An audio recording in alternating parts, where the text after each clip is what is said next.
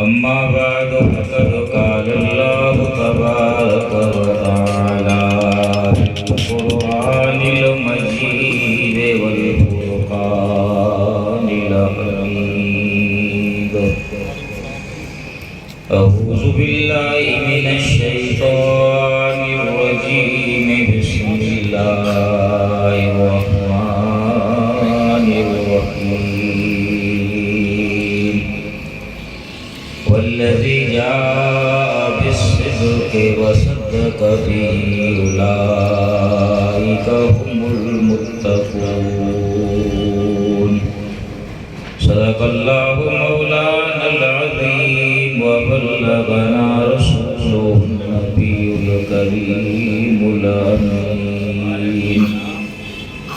ونحن على ذلك لمن الشاهدين والشاكرين والحمد لله رب العالمين.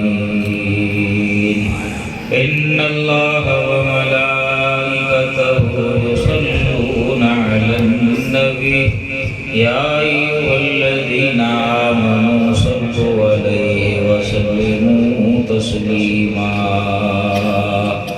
اللهم صل على سيدنا شفيعنا مولانا محمد وعليه وصحابه وبارك وسلم. عرش اعظم مسند رفعت رسول اللہ کی، حشر میں سب دیکھیں گے عزت رسول اللہ کی. لا ورب العرش جس کو جو ملا ان سے ملا، بٹتی ہے کونین میں نعمت رسول اللہ کی. وہ جہنم میں گیا جو ان سے مستغنی ہوا، اے خلیل اللہ کو حاجت رسول اللہ کی. تم سے اور جنت سے کیا مطلب ہے منکر دور ہو، ہم رسول اللہ کے جنت رسول اللہ کی. دیکھ لینا روز محشر جنت فردوس میں، سب سے پہلے جائے گی امت رسول اللہ کی. اے بلبلان غنچۂ گلزار احمدی، صلو علی محمد وآلِ محمدی. میرے ساتھ مل کے پڑھیے صلی اللہ علیہ یا رسول اللہ، وسلم علیک یا حبیب اللہ، صلی اللہ علیک یا رسول اللہ، وسلم علیک یا حبیب اللہ. حمد و صلات کے بعد میرے مرشد مربی کے پیارے خلفائے اعظام حضرت قبلہ سائیں فیض محمد صاحب دامت برکاتہم العالیہ، قبلہ خلیفہ سائیں رحیم بخش صاحب، محترم قاری سجاد احمد صاحب، اور لائق صدر احترام حضرت قبلہ حاجی محمد انور صاحب دامت برکاتہم العالیہ، دیگر میرے دوستوں، بھائیوں، بزرگوں، الحمدللہ ثم الحمدللہ. گزشتہ پورے مہینے میں اہل ایمان، اہل عقیدت نے خلیفہ بلا فصل حضرت سیدنا صدیق اکبر رضی اللہ تعالیٰ عنہ کی شان میں محفلیں منعقد کر کے آپ سے والہانہ عقیدت و محبت کا اظہار فرمایا، اور ہونا بھی یہ چاہیے کہ سرکار دو عالم نور مجسم صلی اللہ علیہ وسلم نے فرمایا اصحابی کالنجوم فبأیہم اقتدیتم اہتدیتم، میرے تمام صحابہ ستاروں کی طرح ہیں، تم جس کسی کی بھی پیروی کرو گے اللہ تمہیں ہدایت پر رکھے گا۔ مگر تمام صحابہ میں سیدنا ابو بکر صدیق رضی اللہ تعالیٰ عنہ کو جو مقام اور مرتبہ ملا وہ اپنی مثل آپ ہے، یوں کہیے کہ خدا کے بعد مقام مصطفیٰ ہے، اور مقام مصطفیٰ کے بعد مقام سیدنا صدیق اکبر ہے۔ ابو بکر کا معنی ہی اولیت والا ہے۔ آپ یمن جب تشریف لے گئے تجارت کی غرض سے تو وہاں پر ایک راہب سے آپ کی ملاقات ہو گئی۔ اس راہب نے آپ سے پوچھا آپ قریشی ہیں، حرم کے رہنے والے ہیں، تمیم بن مرہ کے خاندان سے ہیں۔ آپ نے تینوں سوالوں کا جواب اس بات میں دیا۔ تو راہب نے کہا کہ میں آپ کی ایک نشانی جانتا ہوں، اپنے کرتے کو ذرا اوپر کیجئے۔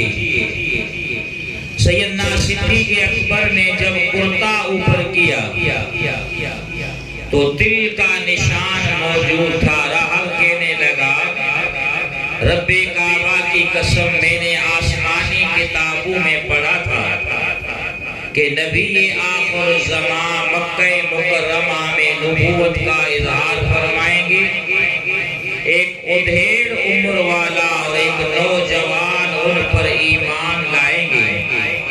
ادھیڑ عمر والے کی رنگت گوری ہوگی، اس کے پیٹ پر تل کا نشان ہوگا۔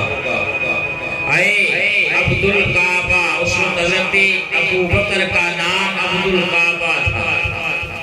اے عبد الکعبہ، رب کعبہ کی قسم تو ہی وہ خوش قسمت انسان ہے جو نبی آخر الزمان پر ایمان لائے گا، اور اسی نبی کے صدقے اللہ تعالیٰ تجھے مقام اور مرتبہ عطا فرمائے۔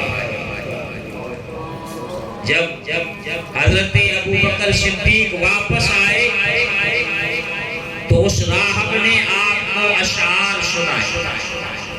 مکے میں جب پہنچے تو لوگوں نے جوک در جوک آ کر حضرت ابو بکر صدیق سے کہا ابو بکر، تیرے ساتھ رہنے والے تیرے دوست محمد صلی اللہ علیہ وسلم یہ دعویٰ کر رہے ہیں کہ میں اللہ کا رسول ہوں، یہاں پیدا ہوئے، 40 سال عمر گزاری، اب ایک دعویٰ کر رہے ہیں کہ تمہارا سارا نظام، تمہارے سارے عقائد غلط ہیں، ایک رب کائنات کی عبادت کرو اور مجھے اللہ کا سچا رسول مانو۔ کیا آپ اس بات کی تصدیق کرتے ہیں؟ آپ نے فرمایا لوگوں، مجھے محمد کریم سے ملنے دو، باقی باتیں بعد میں کریں گے۔ ایک بات تمہیں بتا دینا چاہتا ہوں کہ میں نے مصطفیٰ کریم کی زبان سے کبھی جھوٹ نہیں سنا۔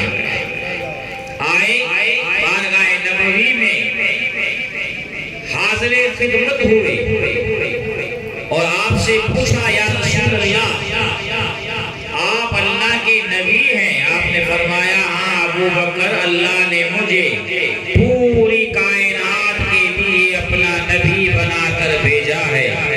حضور، ہر دعویٰ کی دلیل ہوتی ہے،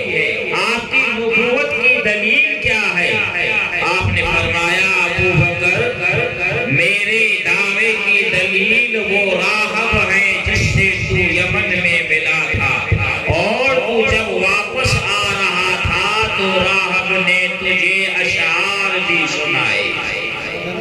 یہ سن کر ابو بکر پر ہوئی گشی تاری کہ پیغمبر تو رکھتے ہیں دلوں کی بھی خبرداری۔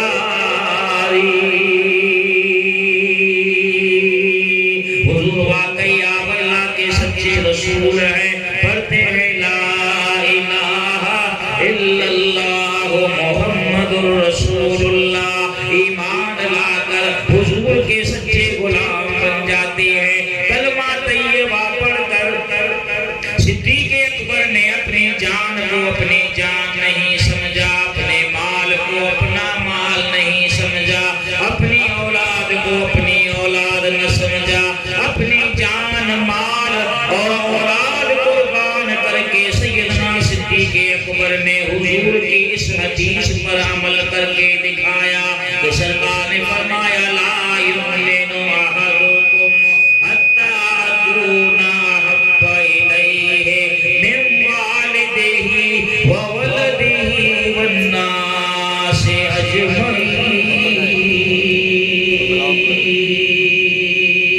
اجمعین۔ تم میں سے کوئی مومن ہو ہی نہیں سکتا جب تک میں اس کو اس کے ماں باپ، اس کی اولاد اور تمام انسانوں سے زیادہ محبوب نہ ہو جاؤں۔ سبحان اللہ۔ سرکار دو عالم صحابہ کے درمیان تشریف فرما ہے، حضور نے فرمایا مجھے تین چیزیں بڑی محبوب ہیں۔ کتنی؟ تین چیزیں، خوشبو، نکاح کی عورت اور نماز میری آنکھوں کی ٹھنڈک۔ صدیق اکبر کہنے لگے صدقت یا رسول اللہ، حضور مجھے بھی تین چیزیں بڑی محبوب ہیں۔ کون سی؟ آپ کا چہرہ انور ہو، ابو بکر کی آنکھیں ہوں، آپ کے نورانی مکھڑے کو دیکھتا رہوں، دیدار کرتا رہوں۔ دوسرا، اللہ مجھے مال عطا فرمائے اور میں آپ کے قدموں پہ قربان کرتا جاؤں۔ تیسرا، میری بیٹی عائشہ حمیرہ آپ کے نکاح میں آئے، آپ میرے داماد بن جائیں اور ابو بکر آپ کا سسر بن جائے۔ عقیدت کامل ہوتی ہے، محبت پکی ہوتی ہے، عشق غالب ہوتا ہے تو اللہ محب کی ہر ادا کو پورا کر دیتا ہے۔ تیری خواہش یا رسول اللہ، اللہ تعالیٰ مجھے توفیق دے، سعادت دے، چہرہ آپ کا ہو، آنکھیں ابو بکر کی ہوں، آپ کے نورانی مکھڑے کو دیکھتا رہوں، ایسے ہو کہ شالا ساٹی رید ہوئے، آوے آوے سونا نبی اوندے چہرے جدید ہوئے، کوئی مثل نہیں ڈولن دی، بس کر مہر علی اتھے جا نہیں بولن دی۔ صحابہ کرام ہجرت کرنے لگے، ابو بکر صدیق آئے، یا رسول اللہ مجھے بھی اجازت دے، میں صحابہ کے ساتھ مکے کو چھوڑ کر جاؤں۔ سرکار نے کیا فرمایا؟ اصبر یا ابا بکر لعل اللہ یجعل لک صاحبا، ابو بکر تو صبر کر، اللہ صحابہ سے بہتر ساتھی تجھے عطا فرمائے گا۔ سمجھ گئے کہ صحابہ سے بہتر ساتھی حضور ہی ہو سکتے ہیں۔ میرے دوست، جیسے ہی حضور نے فرمایا، ابو بکر نے کبھی بھی رات کو آنکھ بند نہیں۔ ایسا نہ ہو حضور میرے گھر آ جائے اور میں سویا رہوں۔ آخر کار اللہ نے اپنے نبی سے فرمایا، میرے حبیب یہ بے قدرے ہیں، ناشکرے ہیں، یہ کیا جانے کہ آپ کون ہیں۔ میرے دوستو بزرگو، ایک اللہ کے پیارے نے فرمایا کہ قدر نہ پانی دا مچھلی جانے، او یا جانے مرغا بھی، قدر نبی دا اللہ جانے یا جانے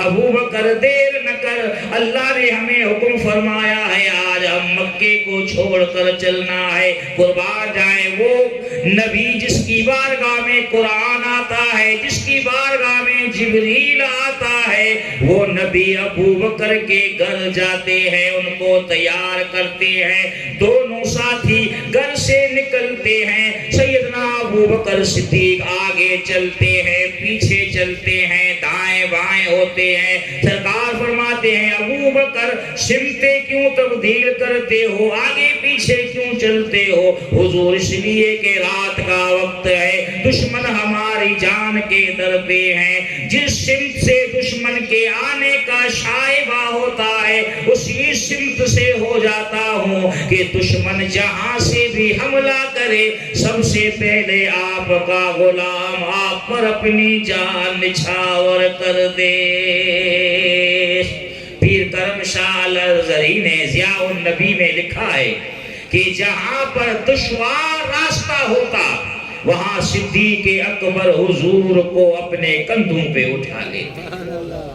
قربان جائیں، اللہ نے گھوڑوں کی قسم کھائی ہے، وَالْعَادِيَاتِ ضَبْحًا، قسم ہے ان گھوڑوں کی جو تیز چلتے ہیں، سینوں سے آوازیں نکالتے ہیں۔ یہ کون سے گھوڑے ہیں جن پر صحابی سوار ہوئے؟ صحابہ جن گھوڑوں پر سوار ہو جائیں، ان گھوڑوں کی یہ عظمت ہے کہ اللہ ان کی قسمیں کھا رہا ہے۔ تو غور فرمائیے، جن کندھوں پہ مصطفیٰ کریم سوار ہوئے ان کندھوں کی عظمت کا کیا عالم ہوگا۔ غار ثور مکہ مکرمہ سے اس وقت جنوبی سمت میں 3 کلومیٹر کے فاصلے پر تھی۔ جب غار ثور کے قریب پہنچتے ہیں تو علماء کرام بیٹھے ہیں۔ ابو بکر صدیق نے حضور سے کہا یا رسول اللہ پھیریے، رات کا وقت ہے، غار بڑا پرانا ہے، سب سے پہلے آپ کا خادم اس غار میں جائے گا، آپ کو بلائے گا، پھر آپ تشریف لے آئیں۔ قرآن کہتا ہے وَلَا تُلْقُوا بِأَيْدِيكُمْ إِلَى التَّهْلُكَةِ، اپنے آپ کو ہلاکت میں نہ ڈالو۔ یہاں پر عقل اور عشق کا مقابلہ ہو رہا تھا۔ عقل کہہ رہی تھی کہ ابو بکر مت جاؤ، مگر عشق کہہ رہا تھا ابو بکر جاؤ۔ یہ ہلاکت نہیں ہے بلکہ دونوں جہانوں کی سعادت ہے۔ عقل بولے چل بازار کو، مکہ مکرمہ میں مدینہ منورہ میں بھی کچھ لوگ جاتے ہیں، بازاروں کا گشت کرتے ہیں، مگر جو عشاق ہوتے ہیں وہ کہتے نہیں ادھر ہی ٹھہرو، کیونکہ یہ موقع بار بار نہیں آیا کرتے ہیں، لمحہ بلمحہ اسی جگہ پر گزارو۔ عقل بولے چل بازار کو، عشق بولے چل تو کوئے یار کو، عقل بولے چیز بڑی جان ہے، عقل بولے چیز بڑی جان ہے، عشق بولے یار پہ قربان ہے۔ غار میں آتے ہیں، سبحان اللہ، غار کو صاف کرتے ہیں، غار میں سوراخ ہے، سوراخوں کو بند کرتے ہیں۔ ایک سانپ نے حضرت عیسیٰ کے دور سے سنا تھا کہ اس غار میں نبی آخر الزمان تشریف لائیں گے، وہ اس وقت سے انتظار کر رہا تھا۔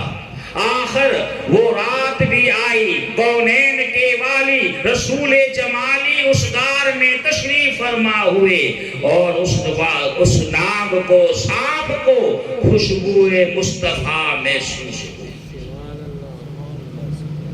وہ جیسے ہی غار میں اندر آنا چاہتا تھا، دیکھا تمام کے تمام سوراخ بند ہیں۔ آخر کار ایک جگہ محسوس کیا کہ انسانی پاؤں کی ایڑی ہے، بڑا اس نے آواز لگایا، بڑی بنبناہٹ مسکراہٹ کی، مگر یہ یار غار تھا، وفادار تھا، میرے دو وفا کا شعار تھا، ایڑی ہٹائی نہیں ہے، آخر کار اس سانپ نے آپ کو ڈسا ہے اور اس کا زہر آپ نے جسم میں محسوس کیا ہے۔ میرے دوستو اب جسم میں زہر پھیل گیا ہے، مگر مجال ہے یار غار آواز نہیں دیتے ہیں، حضور کو بیدار نہیں کرتے ہیں۔ آخر کار ایک آنسو رخ مصطفیٰ پہ ٹپکتا ہے، حضور بیدار ہو جاتے ہیں۔ ابو بکر کیوں رو رہے ہو، کس بات نے رلایا ہے؟ حضور کسی زہریلی چیز نے مجھے ڈنک مارا ہے۔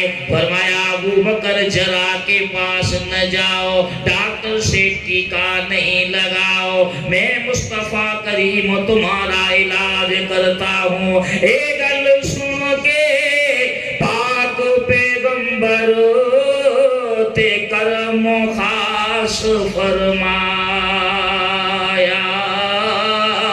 اور لعاب مبارک پیر چ رکھ کے تے سارا درد بگایا۔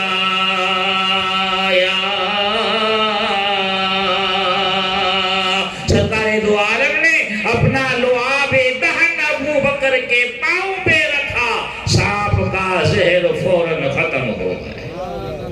ہم اور آپ بھی تھوکتے ہیں، ہسپتال میں لکھا ہوتا ہے بھائی تھوکو مت، کیوں جراثیم پھیلیں گے، تمہاری تھوک سے بیماری پھیلتی ہے، مگر میرے نبی کے لعاب دہن سے بیماری ختم ہو جاتی ہے۔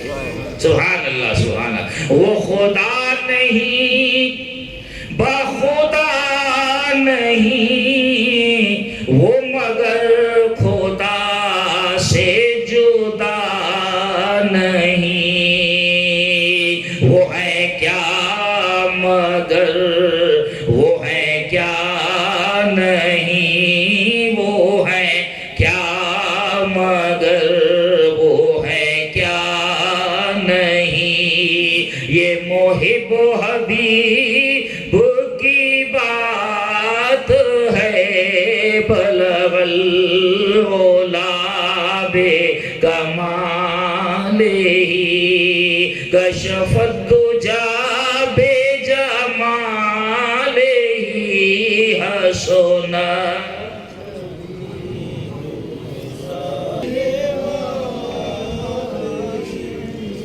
صلو علیہ وآلہ۔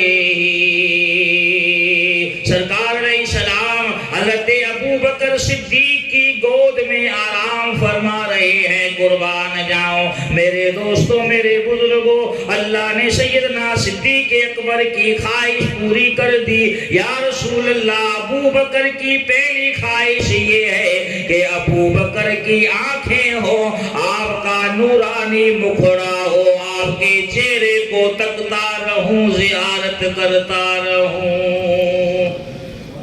اور یہ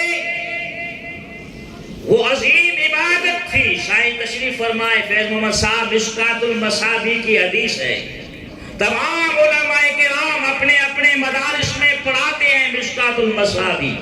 سیدہ طیبہ طاہرہ عائشہ صدیقہ نے سوال کیا، حضور آپ کا کوئی ایسا صحابی ہے جس کی نیکیاں آسمان کے تاروں جتنی ہوں؟ صحیح ہے بھائی، سوال دیکھو کیسا ہے، آسمان پر کتنے تارے ہیں کوئی جانتا ہے؟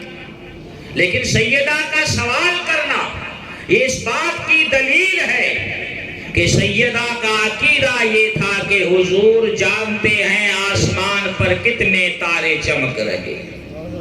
حضور نے فرمایا ہاں عائشہ، میرا ایک صحابی ہے جس کی نیکیاں آسمان کے تاروں جتنی ہے۔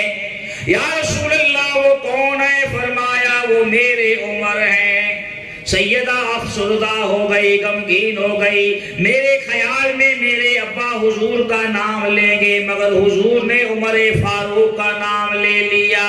آپ نے جب محسوس کیا، آپ نے فرمایا عائشہ غمگین نہ ہو، تیرے والد کی غار والی نیکی ایک طرف کر دو اور عمر فاروق کی تاروں جتنی نیکی ایک طرف کر دو تو تیرے والد کی غار والی نیکی ان آسمان کے تاروں جتنی نیکیوں پہ حاوی اور باری رہے گی۔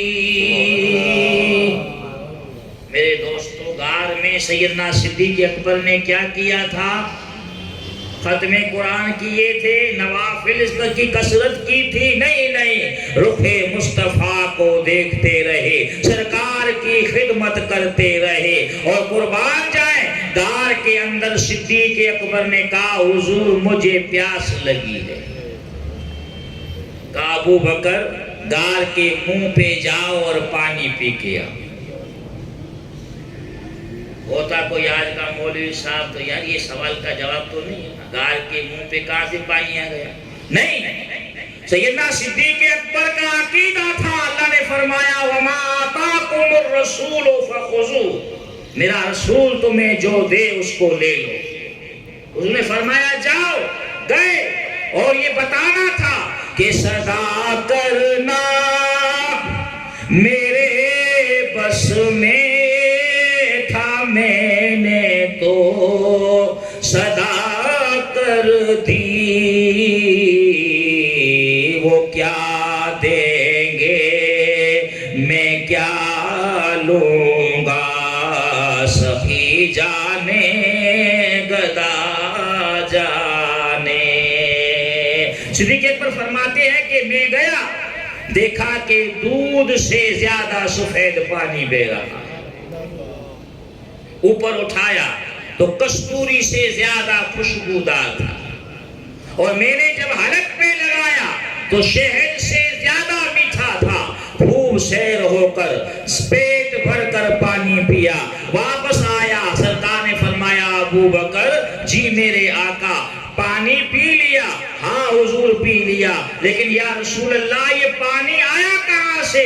کہا ابو بکر جنت کی نہروں پہ جتنے فرشتے متعین تھے اللہ نے ان سے فرمایا ایک نہر کا رخ غار ثور کی طرف پھیر دو تاکہ میرے محبوب کے غلام پانی پی کے اپنی پیاس بجھا دیں۔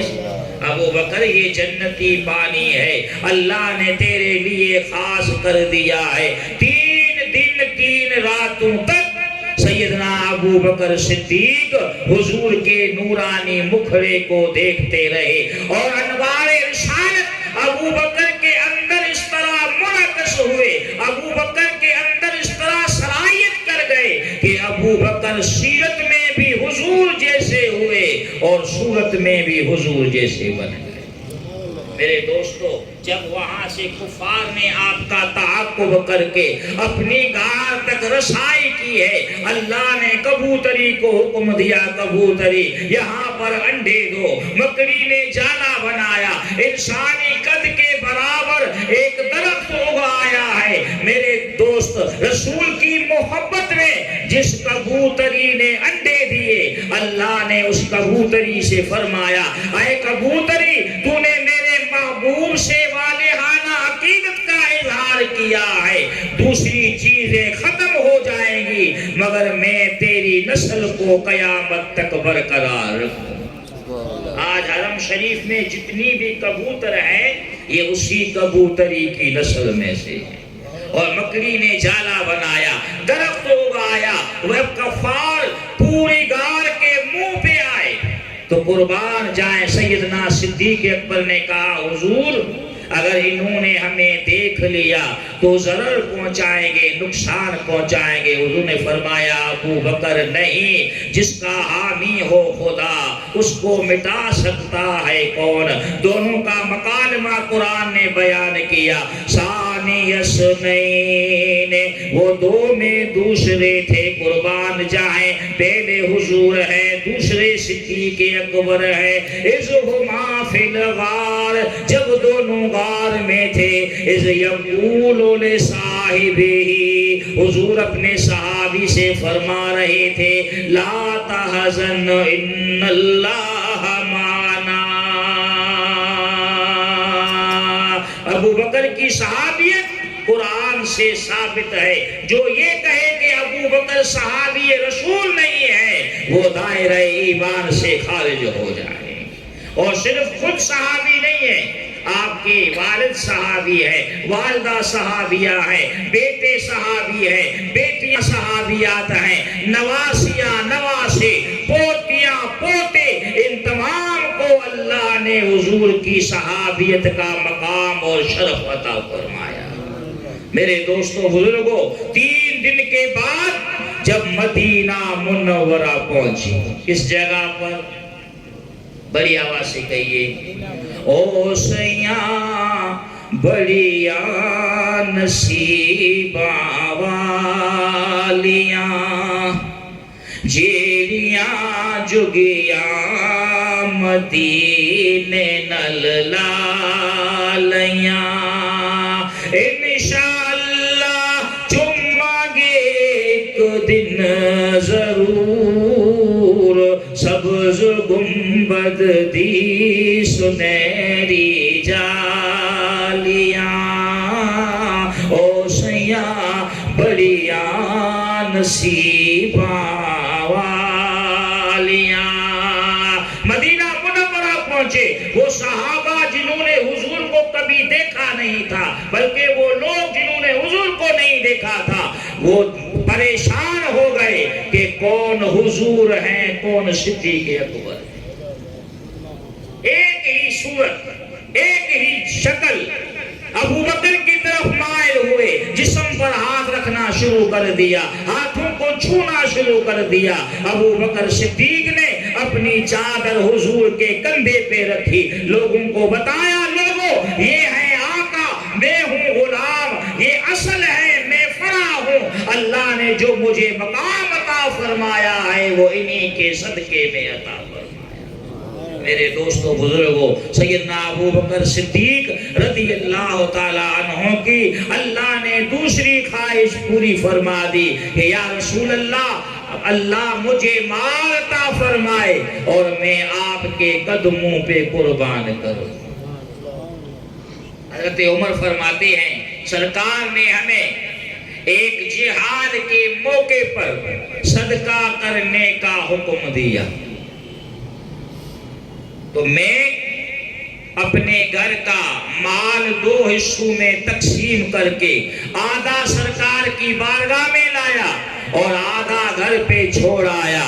میرے دوستو، سرکار نے پوچھا ابو بکر، عمر جی میرے آقا، گھر والوں کے لیے کیا چھوڑ کے آئے ہو؟ کیا یا رسول اللہ جتنا لایا ہوں اتنا ہی چھوڑ کے آیا ہوں. تھوڑی دیر کے بعد یار غار حضرت ابو بکر صدیق آئے ہیں. میرے دوستو، جسم پر بوری کا لباس ہے، بٹن کی جگہ پر کانٹے لگے ہوئے ہیں.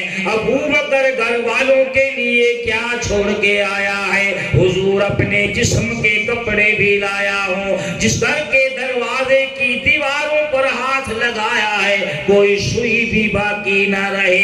شریعت کہتی ہے کہ مال کا 2.5% حصہ دے دو، باقی اپنے پاس رکھو.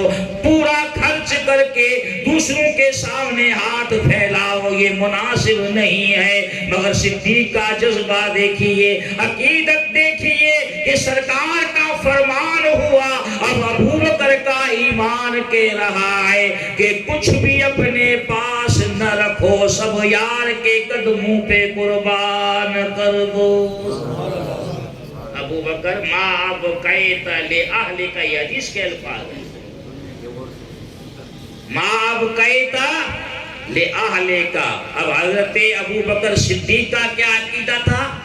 ابقیت لہم اللہ ورسولہ، حضور ان کے لیے اللہ اور ان کا رسول چھوڑ کے آیا، اللہ بھی اور رسول بھی. اس لیے میں بعض خطابات میں بیانات میں کہتا ہوں کہ بھائی ہم بھی والے ہیں، ہم بھی والے.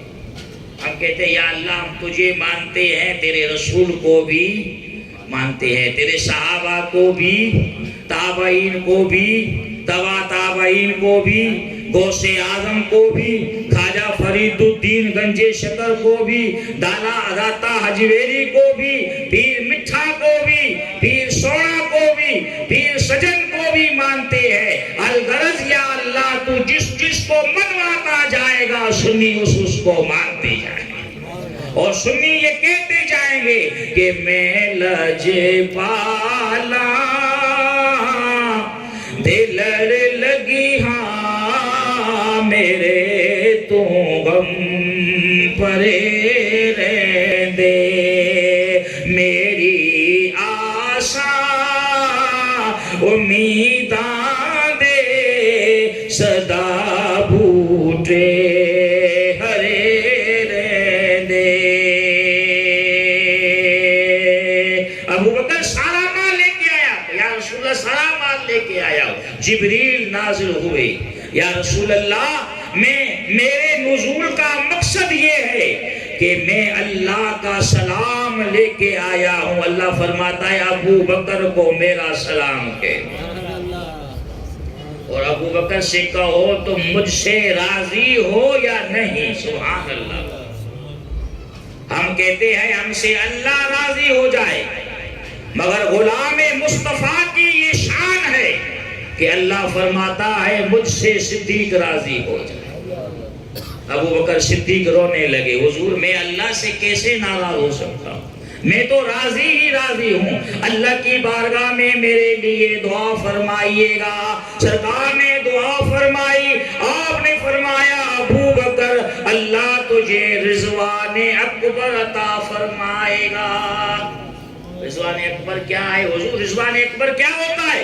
فرمایا ابو بکر جنت میں ہر مومن خدا کا دیدار کرے گا، خدا کا دیدار کرے گا، مگر اللہ تجھے اپنا خاص دیدار کرائے گا، خاص اللہ اپنا ایک جلوہ تجھے دکھائے گا، وہ خاص تجلی ہوگی، اور ابو بکر وہ تیرے لیے ہی مخصوص ہوگی۔ قربان جائیں، 7 ایسے غلام آپ نے آزاد کرائے جن کو اسلام لانے کی وجہ سے تکلیفیں دی جاتی تھیں، ان میں ایک حضرت بلال بھی تھے، بڑی اذیتیں حاصل کی انہوں نے، بڑے تشدد سہے، سرکار کی بارگاہ میں آئے، آپ نے فرمایا بلال جی حبیب رب ذوالجلال اسلام لائے ہو، صبح و شام کیسے گزرتے ہیں؟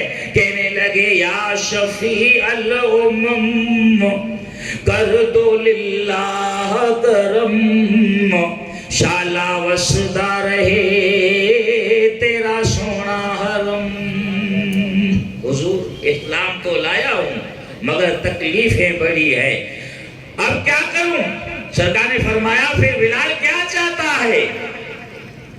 تیرے یاد سے معمور سینہ رہے، سامنے میرے تیرا مدینہ رہے، در پہ بیٹھا رہوں لے کے چشم نم، شالا وسدہ رہے تیرا سونا حرم۔ ابو بکر صدیق نے بلال حبشی رضی اللہ تعالیٰ عنہ کو آزاد کرایا، اور یہ قربانی رب ذوالجلال کو اتنی پسند آئی کہ اللہ نے فرمایا وَسَيُجَنَّبُهَا الْأَتْقَى، ان قریب وہ جہنم سے دور رکھا جائے گا جو بڑا متقی اور پرہیزگار ہے۔ ابو بکر صدیق کو حضور اللہ متقی پرہیزگار کہہ رہے ہیں، اور کتنے متقی پرہیزگار کہ زمانہ جاہلیت میں کبھی بت کو سجدہ نہیں کیا، کبھی شراب کو ہاتھ تک نہیں لگایا۔ آپ کے والد آپ کو بت کھانے میں لے کے گئے، بیٹا یہ ہمارے معبود ہیں ان کو سجدہ کرو۔ سیدنا صدیق اکبر نے کہا اے بت میں بھوکا ہوں کھانا دو، میرے پاس کپڑے نہیں ہیں کپڑے پہناؤ۔ تو بت خاموش رہا، کیسے کہہ سکتا ہے؟ آپ نے بت کو بڑا پتھر مار کے ریزہ ریزہ کر دیا، والد کو بڑا تیش آیا، اس نے آپ کے رخسار پہ تھپڑ رشید کیا۔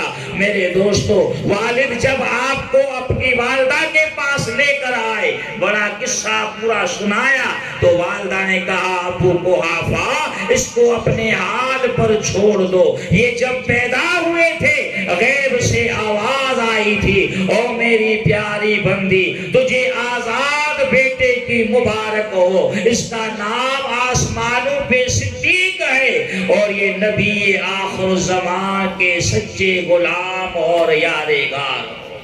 سبحان اللہ، بے شک۔ اور کتنے تقوی والے متقی پرہیزگار، سرکار نے فرمایا جنت کے 8 دروازے ہیں، ایک سے نمازی کو بلایا جائے گا، دوسرے سے روزے دار کو، تیسرے سے حاجی کو، چوتھے سے شہید کو۔ اس طرح حضور نے 8 دروازوں کے نام گنوائے۔ ابو بکر نے کہا یا رسول اللہ، آپ کا کوئی ایسا صحابی ہے کہ جس کو جنت کے 8 دروازوں سے پکارا جائے گا؟ فرمایا ہاں ابو بکر، میرا وہ صحابی تو ہی ہے کہ جس کو جنت کے 8 دروازوں سے پکارا جائے۔ تو صدیق بھی ہے، تو بڑا نمازی بھی سب سے بڑا تو ہے، روزے دار بھی تو سب سے بڑا ہے، جنت کے 8 دروازوں سے تجھے پکارا جائے گا۔ میرے دوستو، سیدنا صدیق اکبر وہ عظیم ہستی ہیں جو عشق رسول سے لبریز تھے، مصطفیٰ کریم صلی اللہ علیہ وسلم کی ذات میں فنا تھے، سدرۃ المنتہا، جس کا بیان ابھی آپ سنیں گے۔ معراج کے موضوع پہ جبریل رک گئے، سرکار نے فرمایا جبریل آگے بڑھ، کہا حضور آگے بڑھنا میرے بس کی بات نہیں ہے، آگے بڑھا تو میرے پر جل جائیں گے۔ علماء فرماتے ہیں کہ جبریل میں نبی کی توقیر تھی، تعظیم تھی، رسالت کی عظمت تھی، مگر جبریل میں جذبہ صدیقی نہیں تھا۔ اگر اس کی جگہ، جبریل کی جگہ صدیق اکبر ہوتے، 1000 مرتبہ جل جانے کو ترجیح دیتے، مگر یہ نہیں کہتے حضور میں آگے نہیں چل سکتا۔ سبحان اللہ۔ وہ سیدنا صدیق اکبر، حضور فرماتے ہیں کہ جب میں ایک مقام پر پہنچا، وہ خدا تھا میں بندہ تھا، وہ مالک تھا میں نیاز مند تھا، اس کی بارگاہ میں جاتے ہوئے جب مجھے گھبراہٹ ہوئی تو آواز آئی کف یا محمد، مصطفیٰ کریم ٹھہریے، فَإِنَّ رَبَّكَ يُصَلِّي، تیرا رب تیرے قریب ہو رہا ہے۔ آواز آئی مگر سیدنا صدیق اکبر کی آواز، وہ آواز سن کر میرے دل کو تسلی پہنچی۔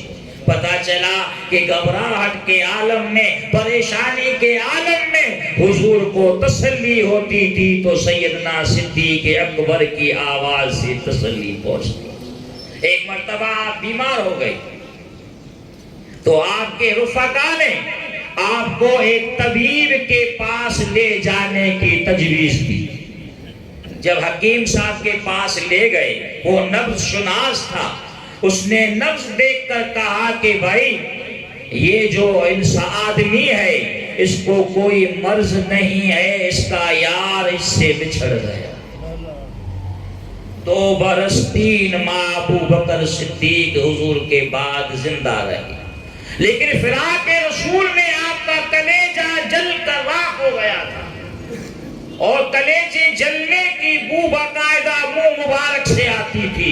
لوگ پوچھتے تھے حضرت یہ کیا معاملہ ہے؟ تو ایک دن بتا کر عید چھوڑا کہ لوگوں میں کوئی ایسی چیز نہیں کھاتا ہوں جس کی وجہ سے مخاطب کو جو ہے وہ اذیت پہنچے۔ دراصل فراق رسول میں میرا کلیجہ جل چکا ہے، یہ اسی کے جلنے کی بو آ رہی۔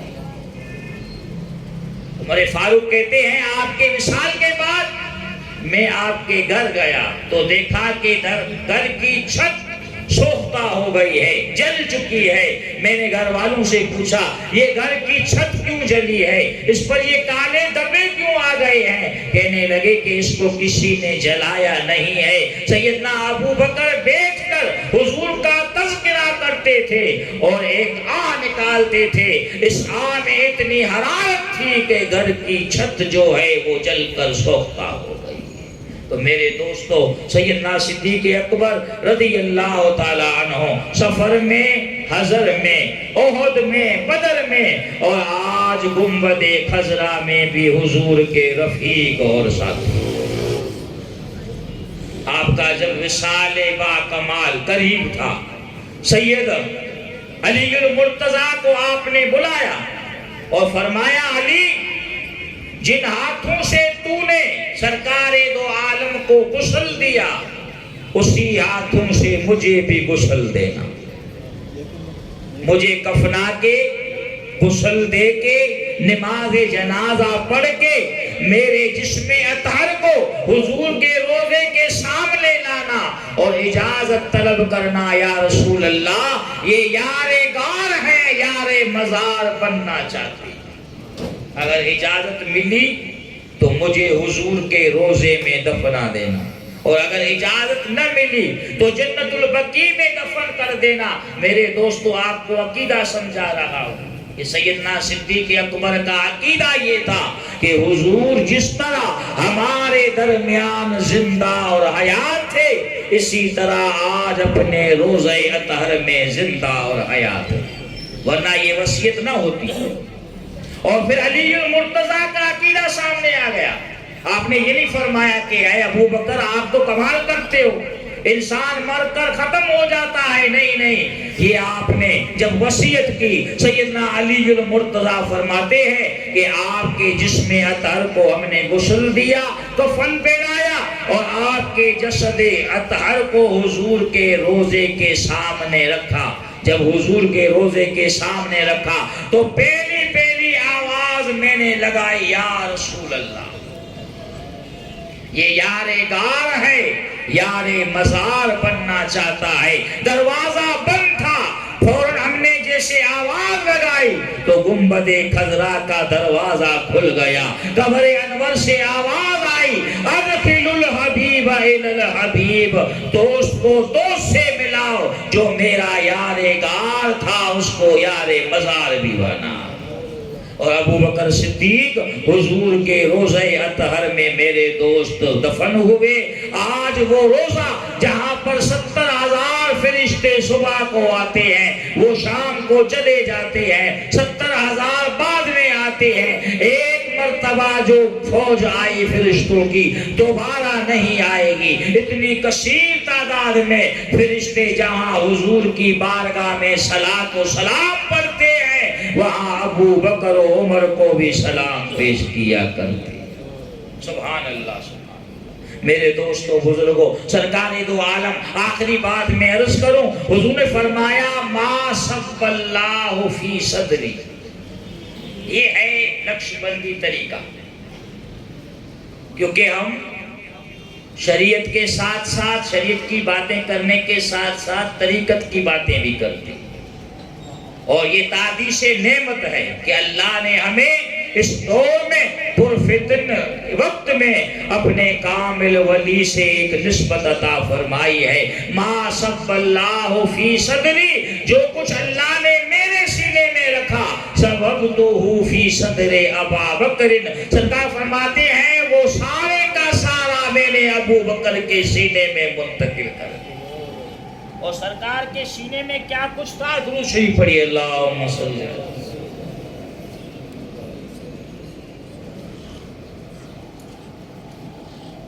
3 مرتبہ حضور کا شق صدر ہوا۔ کیوں ہوا؟ کہ اللہ نے باقی ہر چیز کی محبت اپنے رسول کے سینے سے ختم کر کے اپنی ہی محبت سینہ رسول میں رکھی، اور جس طرح اللہ نے اپنی محبت سینہ رسول میں رکھی، اب حضور کے قلب میں سوائے اللہ کی محبت کے اور کوئی محبت نہیں تھی، تو ابو بکر کے سینے میں سوائے رسول کی محبت کے اور کوئی محبت نہیں۔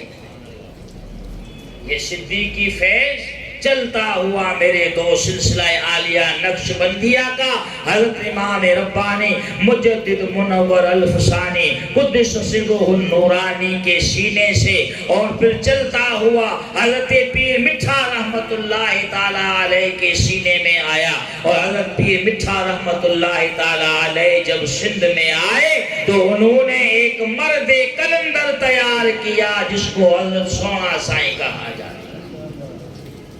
یہ پیر مٹھا، میں نے آپ کو شاید بات بتائی کہ ایک بزرگ ہیں ہمارے سندھ کے نامور عالم دین حضرت مولانا دلبر سائیں، انہوں نے کتاب لکھی ہے پیر مٹھا کی سوانے، آپ کو بتا رہا ہوں۔ کہتے ایک صاحب نے خواب دیکھا کہ میں مدینہ منورہ جا رہا ہوں، ایئرپورٹ پہ اترا ہوں، جیسے ہی اترا تو ایک نورانی شخص نے مجھے کہا کہ آؤ میں آپ کو ایک جگہ پر لے کے چلتا ہوں۔ وہ مجھے اندرون کھانا کہیں لے کر گئے۔ جو حضرات حرم شریف میں گئے ہیں وہ جانتے ہیں کہ جس طرح استنجا خانہ زیر زمین ہے، آپ کو لفٹ نیچے لے کے جائے گی اور سارا معاملہ وہیں پہ ہوتا ہے، اس طریقے سے مجھے اندرون کھانا کوئی آدمی لے کے گیا۔ میں نے دیکھا کہ پورا میدان بقعہ نور بنا ہوا ہے، خوشبو پھیلی ہوئی ہے، ٹھنڈی ہوا آ رہی ہے۔ آگے جب میں گیا تو دیکھا ایک بڑا اسٹیج سجا ہوا ہے، سرکار دو عالم تشریف فرما ہے، خلفائے راشدین ہیں، حضرت حضور غوث اعظم رضی اللہ تعالیٰ عنہ ہیں۔ کہتا ہے مجھے وہاں لے کر گیا، میں وہاں دو زانو با ادب بیٹھ گیا اور میں نے تمام ان بزرگان دین کا، اللہ کے نبی کی زیارت کی ہے۔